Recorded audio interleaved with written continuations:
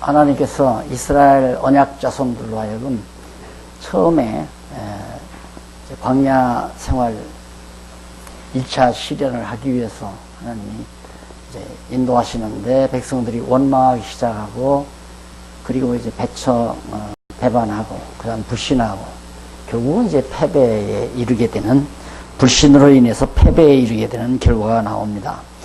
거기 14장 1절로 3절에 보면 불신앙적인 보고를 들은 백성들이 모세를 원망하는 내용이 나오죠.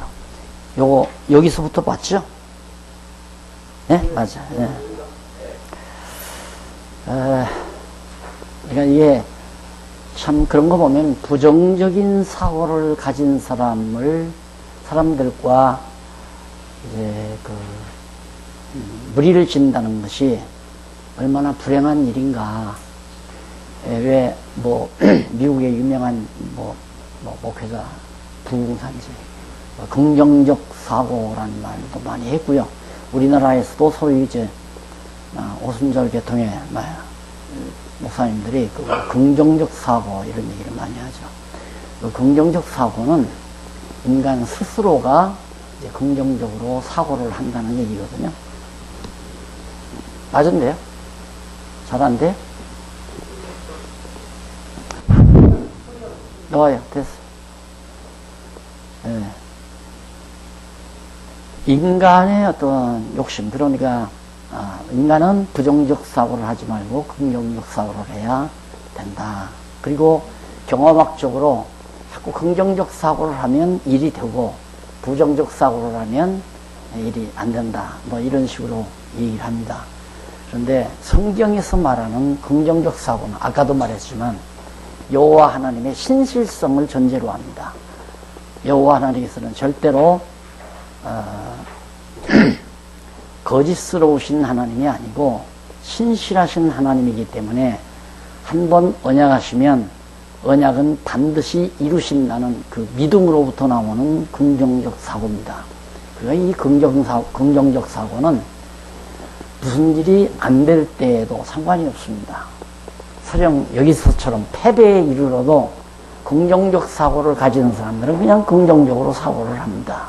왜 그러냐면 내가 내 의지로 가지는 사고가 아니고 성령께서 나에게 주시는 믿음에 의해서 나오는 긍정적 사고이기 때문에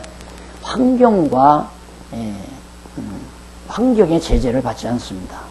그러니까 무슨 일이 잘 되면 긍정적으로 사고를 하다가 무슨 일이 안 되면 부정적 사고를 하는 그런 식의 요동하는 사고가 아니고 아예 고정된 사고, 하나님께서 주시는 은혜로 주시는 긍정적 사고죠. 막연히 주시는 게 아니라 믿게 해서 가지는 긍정적 사고입니다. 그러니까 모리아산으로 올라가는 아들은 걱정스러웠습니다. 재물이 없네. 아버지는 뭘로 제사를 드릴까? 그러나 아브라함은 긍정적 사고를 가지고 있습니다. 재물이 없죠, 지금 드릴 수 있는. 다만 하나님께서 이삭을 제물로 드리라 했으니까 이삭을 데리고 가지만은 이거 이삭 하나밖에 없는데 죽으면 어떡하나. 이게 또 부정적 사고가 들어오는 거거든요.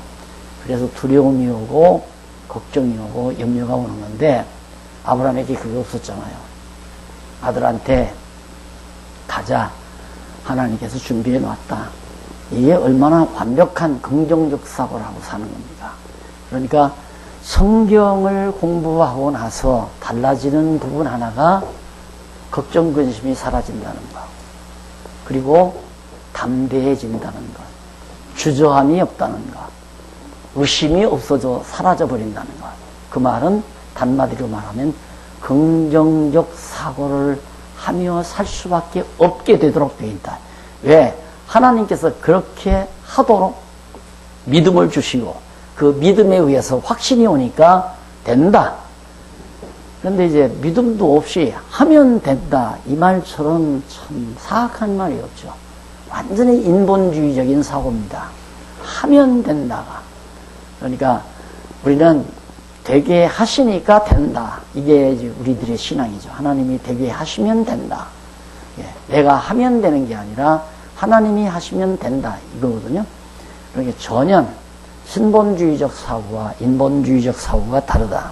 근데 여기 보니까 불신앙적인 사고, 이게 이제 부정적 사고죠. 불신앙적인 사고를 가지고 있는 10명의 정탐꾼들이 가지 말라. 가면 우리 죽는다. 가서 대조해 보니까 현실을 보는 거죠.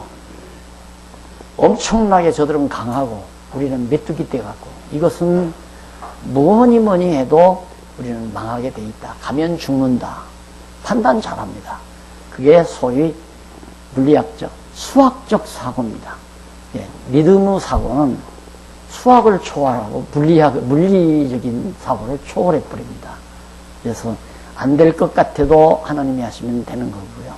그래서 아까도 말했지만 하나님은 안 되게 해서 되게 하시고, 못 나가게 해서 나가게 하시고, 못 먹게 해서 먹게 하시고, 이것이 하나님께서 우리를 이 땅 위에 이 광야와 같은 세상에 놓으시고 시련을 통해서 연단시켜 하나님의 사람으로, 긍정적 사고를 할 수 있는 하나님의 사람으로 길러가시는 하나님의 훈련 방법이다. 이렇게 생각을 하시면 확실합니다. 너무 분명하고 확실합니다.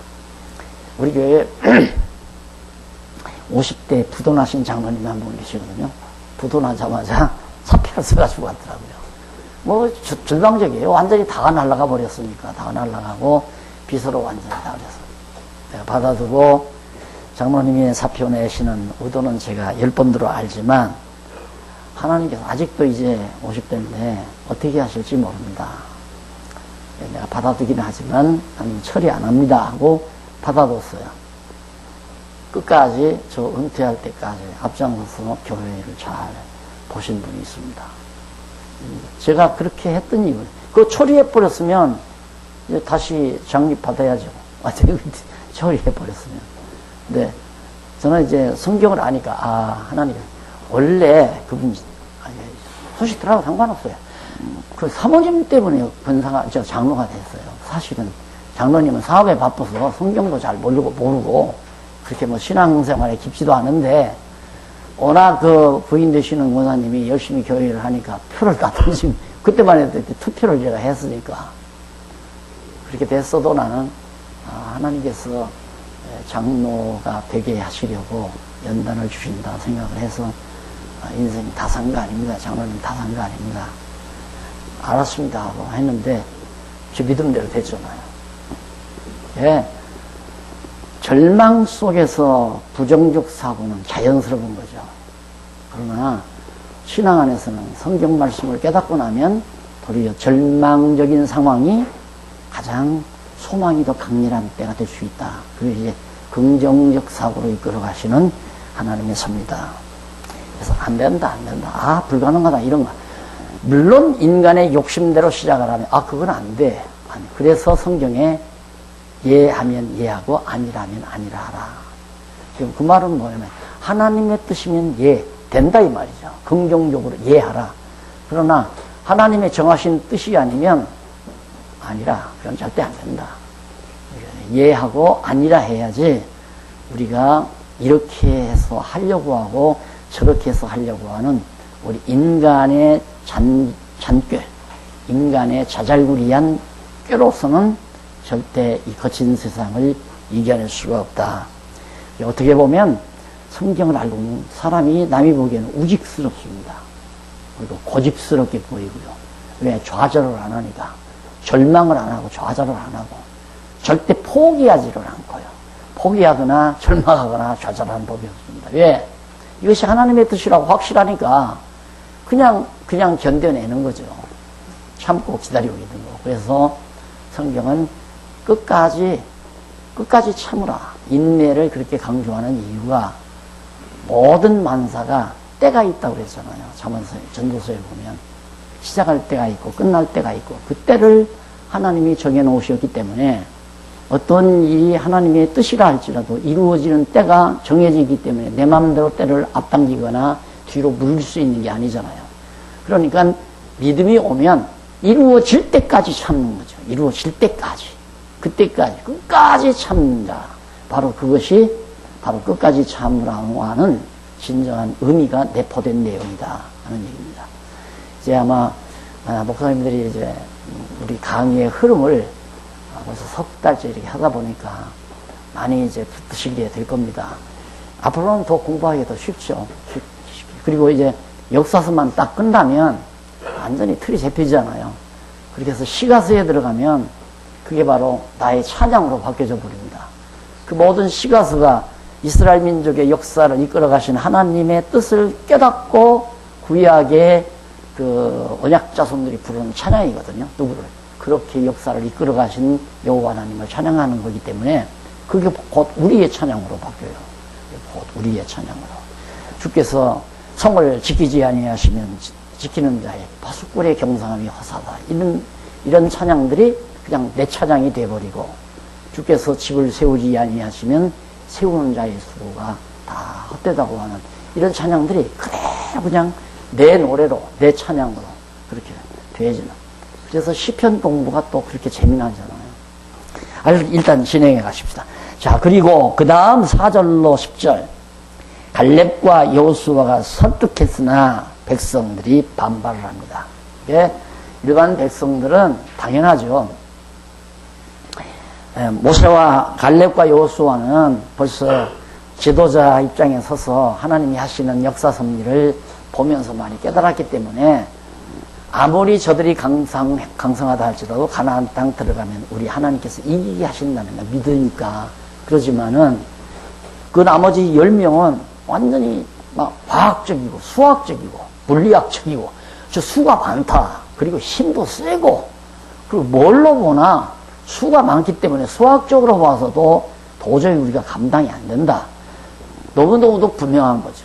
그래서 불신자들은 과학을 믿고 이 세속적인 과학을 믿고 세속적인 물리적인 계산을 다 믿는 거고요. 그래서 머리를 써서 계산해 가지고 하는. 하나님의 일은 계산 가지고 안 되거든요. 하나님의 일은 계산해 가지고 안 됩니다. 그냥 믿음으로 밀고 나간다는 것보다도 믿음으로 하게 하시는 대로 그냥 진행하면 되는 겁니다. 하나님의 일은. 왜? 내 일이 아니라 하나님께서 시키시는 일이기 때문에 하나님이 할 수 있도록 시키시는 일만 열심히 성실하게 이제 그런 얘기를 성도들의 생활 모습에서 자꾸 얘기를 하지만 하나님이 한 달에 하루에 5만 원씩 버는 빵가게 하나 주었으면 부지런히 해라 그냥 그걸로 부지런히. 왜? 하나님이 나에게 그 일 시킨 거니까. 공연히 옆집 가게 한 달에 하루에 50만 원씩 버는 가게 욕심내지 말고 5만 원 버는 이 빵가게를 하나님이 나에게 맡겼으니까 하나님이 시키는 대로 5만 원씩만 벌어서 하나님 기뻐하시는 뜻대로 쓰면 되잖아요. 그 기뻐하시는 뜻대로 쓰는 것은 5만 원 벌게 하시면 갈비는 사다 못 먹잖아요. 매일. 그러면 시장에 가서 콩나물 사서 콩나물국 끓이고 그리고 밥해서 김치하고 먹으면 된다 이 말입니다. 그게 하나님께서 오늘 살게 하시는 하나님의 섭리니까 그렇게 살으라고 5만 원 줬으니까. 그런데 하나님이 5만 원밖에는 벌 수 있는 가게를 안 줬는데 꿈은 백화점 사장이 되려고 하는 꿈을 가지고 있는 거예요. 그냥 5만 원 돈벌이에 대해서 점점 관심이 식어지는 거죠. 소홀히 여기고. 너는 하나님 앞에 완전히 낙제생입니다. 목회도 마찬가지 아닙니까? 하나님이 5명 보내줬으면 5명 놓고 열심히 하는 거예요, 그냥. 열심히. 근데 그것도 사람 마음대로 안 되더라고요.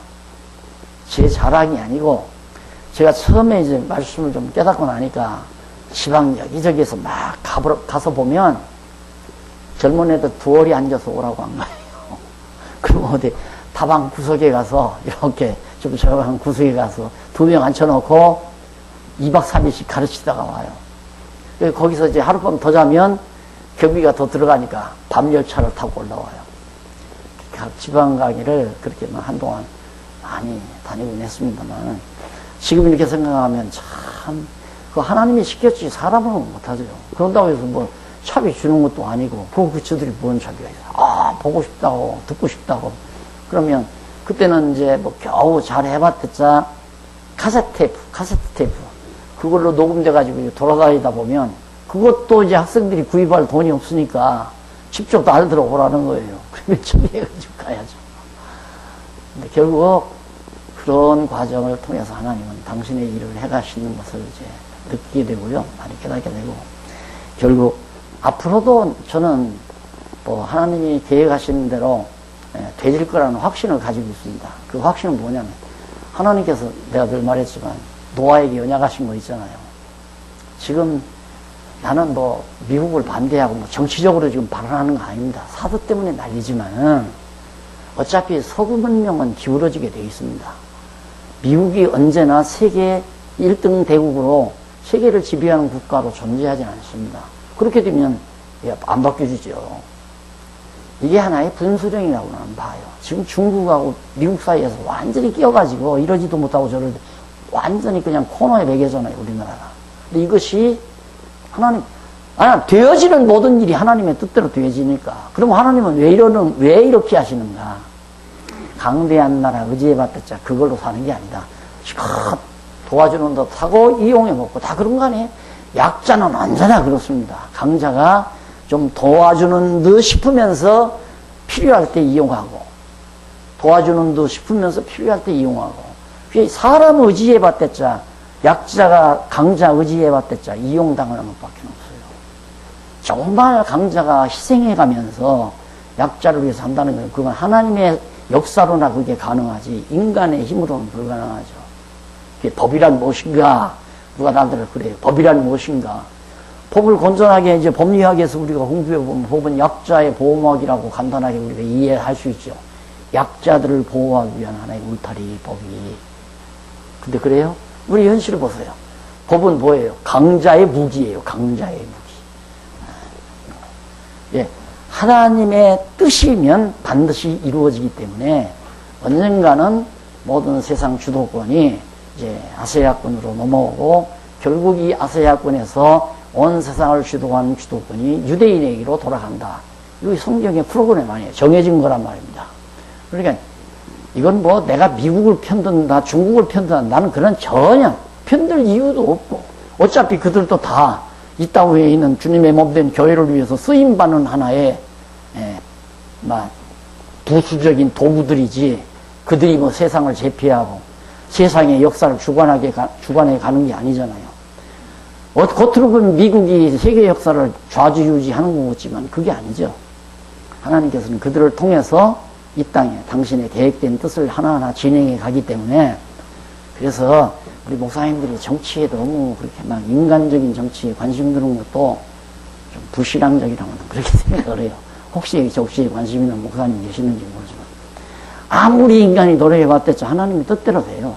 하나님의 계획대로 되게 돼 있으니까. 그래서 나는 그런 의미에서 한국교회 그래도 이 어려운 때에 지금 60, 70년 동안 아무 전쟁이 없이 한국교회를 키워왔는데, 이거 뭔가 이 아시아 시대를 열어가기 위한 하나의 보루로 하나님이 준비해 놓지 않으셨나. 그래서 한국교회에 대한 소망도 한가닥 저도 가지고 있고요. 언젠가는 하나님께서 말 들으니까 뭐 목사가 한 20만이라고 그러더래요. 한국교회 목사님들이 숫자가 한 20만 된대요. 그런데 20만이 다 목회하는 거 아니잖아요. 다 놀고 있는 분이 엄청 수만 명 된다고 그래요. 수만 명. 그러니까 어쨌든 하나님께서 이렇게 길러놓으신 것은 잘 길렀든 못 길렀든 간에 어떤 뜻이 있다는 것만은 확실하고, 이런 의미에서 오늘 이 모임의 자리도, 이 자리도 소중하게 제가 생각하기 때문에, 그래서 끔찍하지 않고 열심히 제가 임하는 이유도 바로 그런 데 있는 겁니다. 사명의식에서 임하는 거죠. 자, 그래서 긍정적 사고를 가지고 사는 사람들과 같이 한다고 하는 것은 엄청난 행복입니다.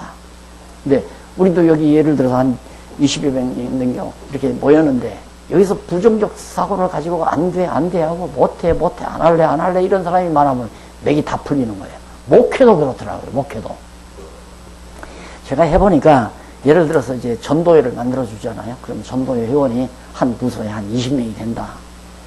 그럼 그 사람들이 다 말씀을 깨달았으면 좋은 일만 하죠. 그런데 회비를 걷었어요. 자기들이 회비를 걷어서 회비가 한 50만 원이 돼요. 야, 우리가 이렇게 전도하는 데 쓰자. 그래서 전도하는데, 야, 신문을 우리가 구입해서 어떻게 해서 50만 원씩 이렇게 구입해서 이렇게 하자 한다든가, 전도지를 박아서 하자 한다든가. 그러면 찬성하는 사람은 20명 중에 5명밖에 안 돼요. 뭐 하잖아. 야, 올여름 우리 좀 피서하자. 그동하고. 그게 통과돼요. 그러니까 50만원 거둔 중에서 걷어가지고 그거 보태고 우리 회원들 한 2, 3만원씩 더 내서 보태가지고 피서가자. 그게 그냥 다 휩쓸려요. 일이 안 되더라니까. 안 그러면 그건 안 된다. 내가 이제, 하나 이제, 지도자가 돼. 그 전도회에서 그거 안 된다고. 그건 전도하는 데만 쓰라. 그렇게 명령하고 지배하면 또 달라지겠죠. 근데 일주일 정도 그냥 하고 싶은 대로 하라고. 하고 싶은 대로.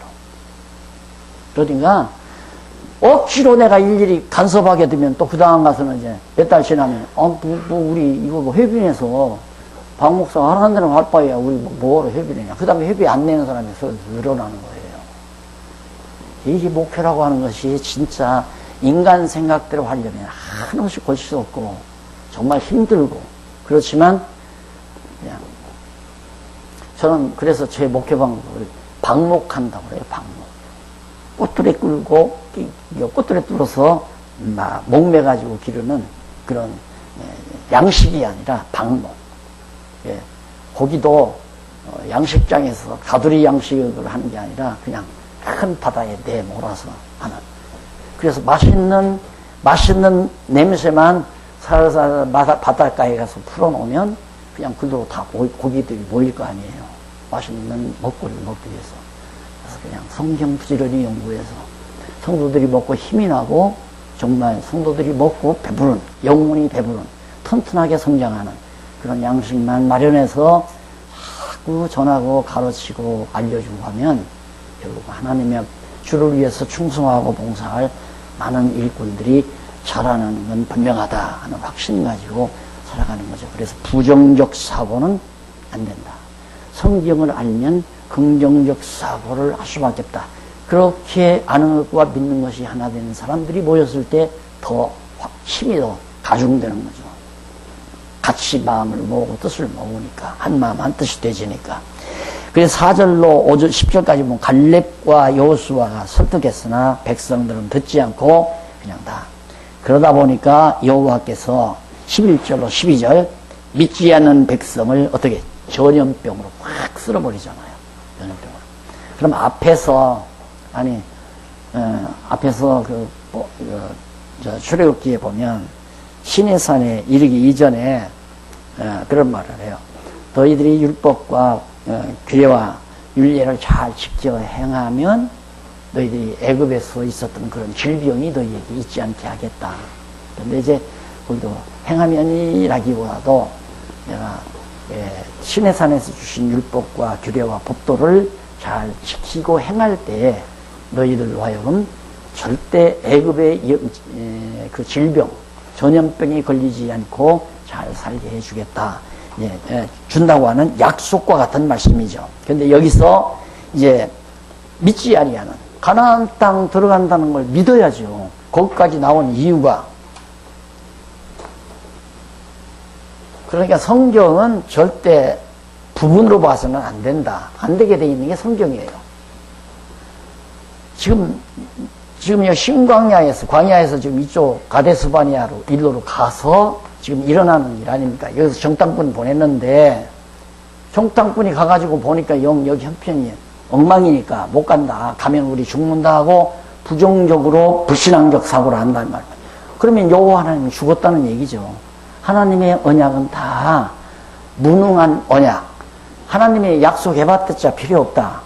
그러니까 결국 인간의 능력과 인간의 어떤 판단력을 여기서 가상을 해서 가자 말자 가야 된다 안 가야 된다 이런 판단을 인간이 하게 되는 것이다.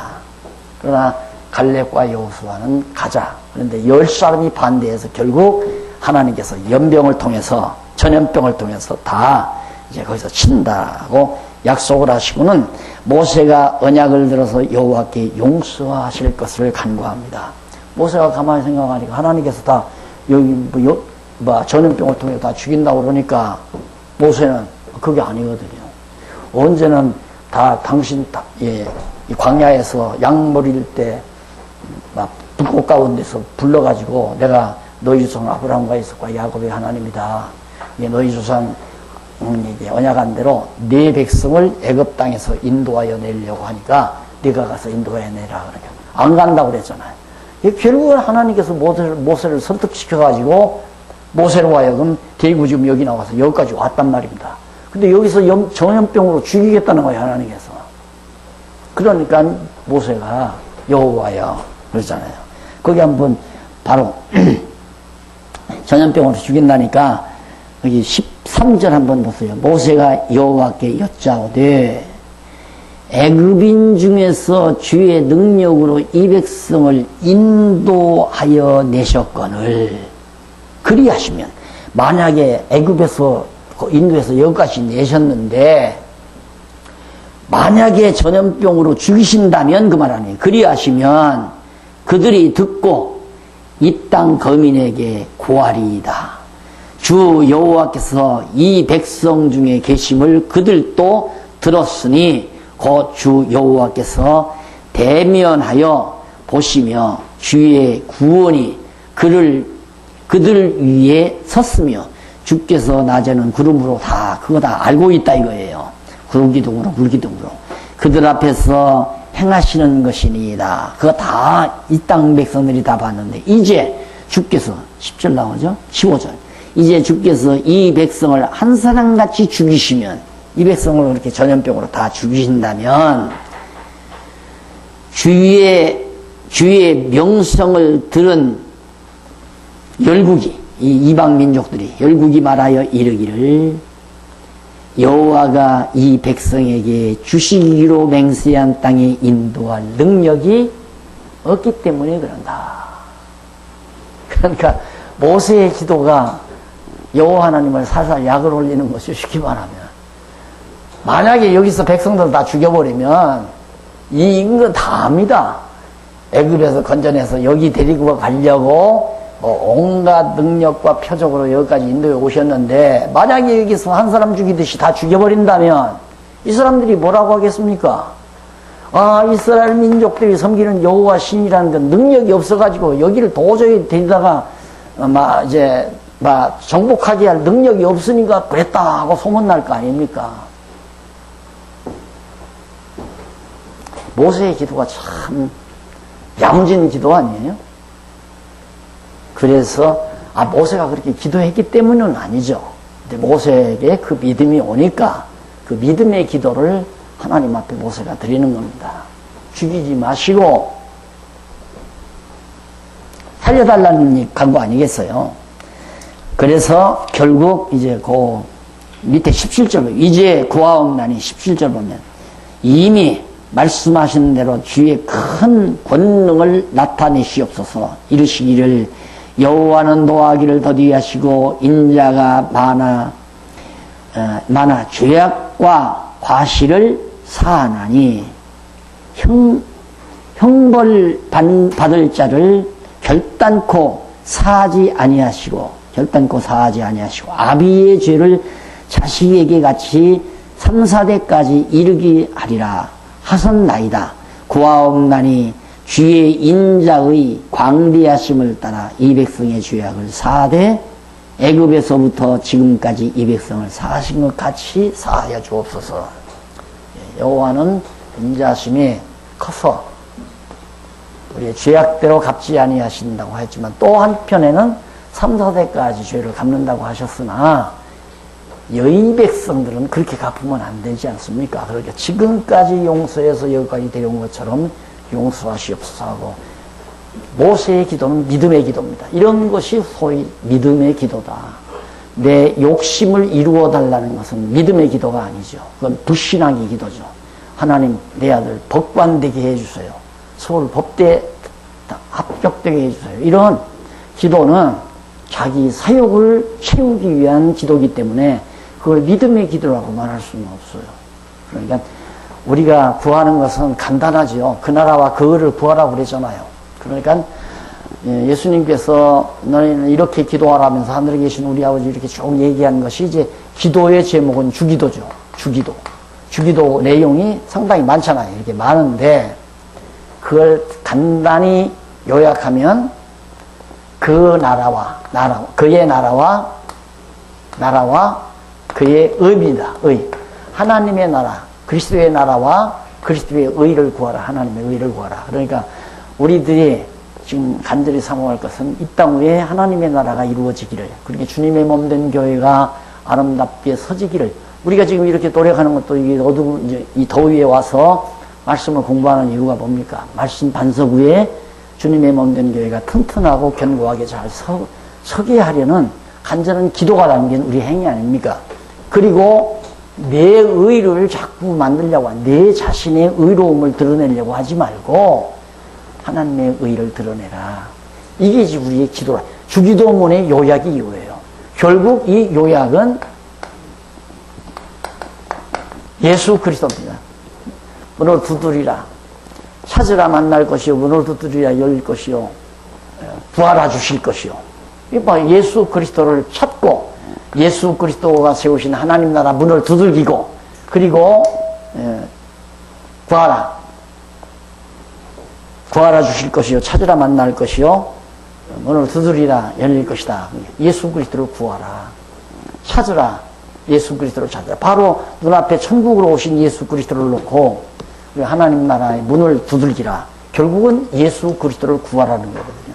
주기도문의 중간 요약은 그 나라와 그 의고 그 의를 더 요약하면 예수 그리스도를 구하라는 거고, 예수 그리스도를 구하라는 말은 내가 그리스도의 몸이 되기를, 지체가 되기를 바라는 삶이죠.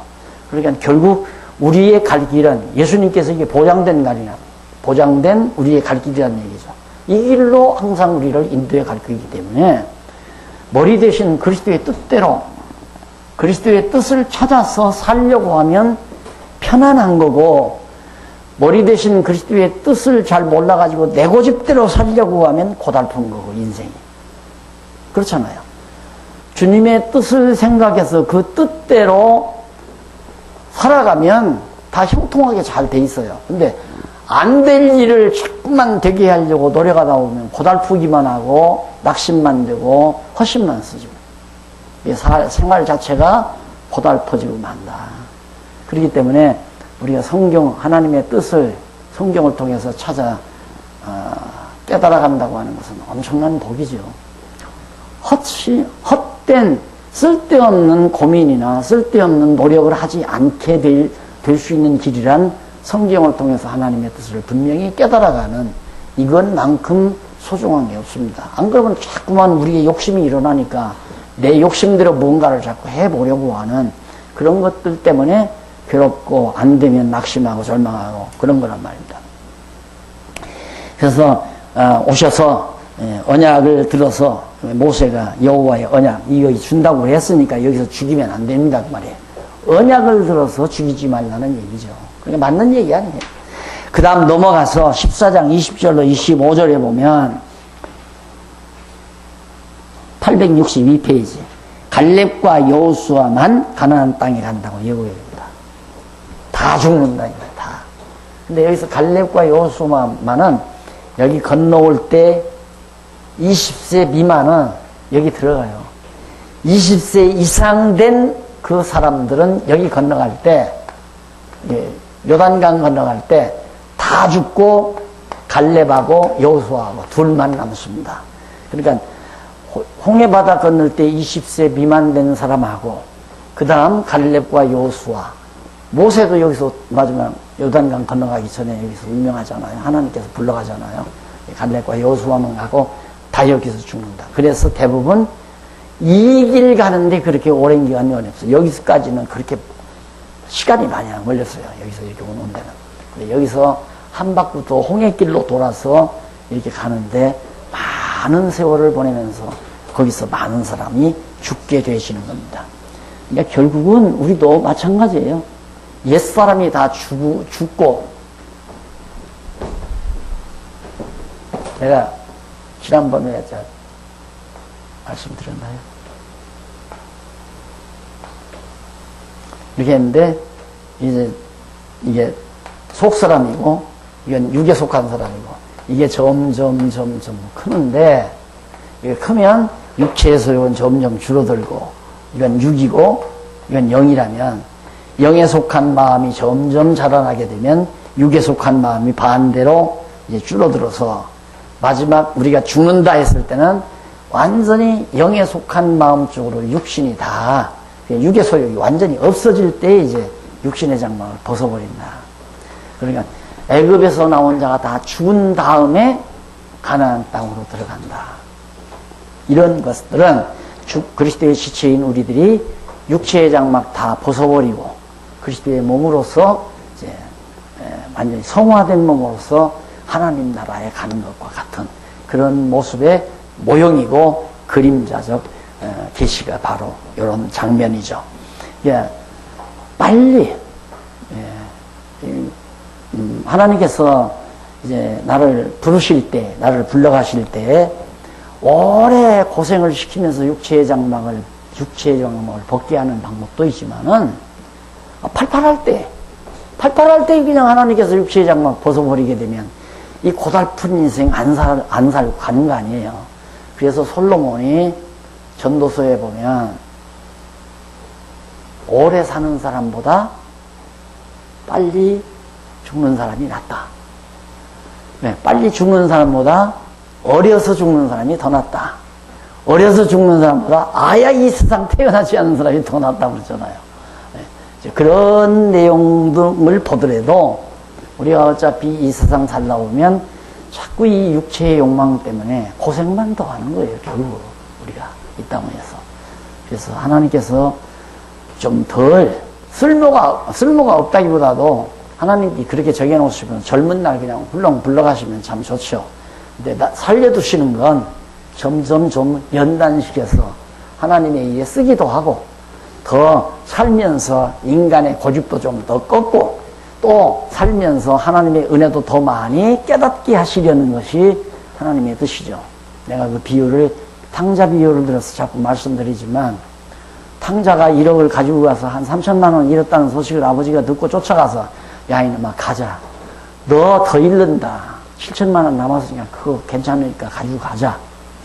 안 한다 이거예요. 그때 데리고 가면 가서 이제 원망 더 합니다 이제. 미안하니까 아버지한테 또 미안하니까 그때 아버지 좀 가만 놔뒀으면 내가 7천만 원 그거 가지고 내가 7억을 만들어 가지고 들어올 건데 왜 그렇게 아버지 날 자꾸 귀찮게 합니까 이러고 아버지한테 더 대든다고요. 그러니까 그 새끼는 뒤우리까지 가야 한다는 얘기야. 그래야 우리 인간이 타락한 우리 인간이 여호와 하나님의 사랑을 깨닫게 됩니다. 안 그러면 못 깨달아요. 나자마자 부모 잘못 나가지고 고생도 안 하고 잘 먹고 잘 살아보세요. 아버지가 야 너 교회 생활하고 성경 공부도 좀 해라 그래. 아버지 다 하시면서 그래요. 바빠요. 저도 이제 좀 나이 들면 그때 열심히 할 테니까 그냥 아버지 저거 좀 봐주세요. 그런다니까 요즘 젊은 새끼들. 네? 그렇잖아요. 당연히 다 그러죠. 요즘 젊은 놈들이 부모 따라서 교회 나온 사람 별로 있어요? 안 나온다고요.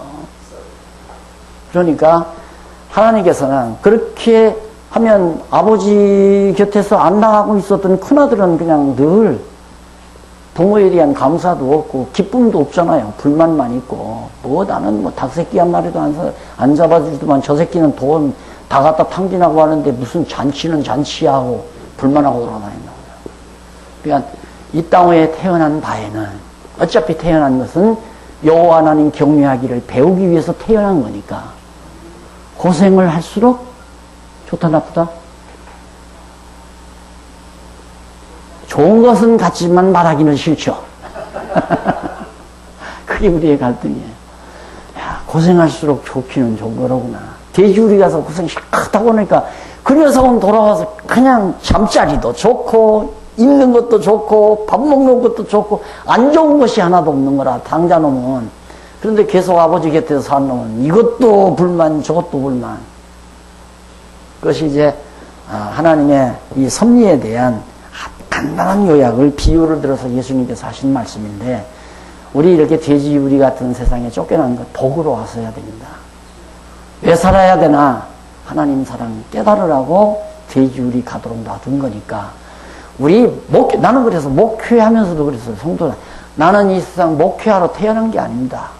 이 목회를 통해서 여호와 하나님의 사랑을 깨닫게 하기 위해서 하나님이 날 목회시켰다고 생각하니까 목회가 내 마음대로 되는 거 아니라는 건 내가 알죠. 하나님께서 시키는 대로 하라면 할 수 있게 환경 주면 하고 못하게 하면 말고 돈 있으면 하고 돈 없으면 하고. 근데 돈도 없는데 장로님들이 하자고 가서 은행 돈 얻어다가 해놓더니만 요즘 조금 곤욕을 치르죠. 나는 이제 그만뒀으니까 상관이 없지만 은행 돈 차이 욕심이죠. 그것도. 그러니까 뭐 그것도 깨달아야 돼. 아, 이거 욕심부려서는 안 되겠구나 하는 것도 깨달아야 돼. 되면 하고 안 되면 말고. 언제나 그래야 되는데 교회를 하다 보니까 내 마음대로 안 되더라니까요. 장로님들이 다 이거 어차피 장로님들이 하자면 해야지 어쩔 거예요.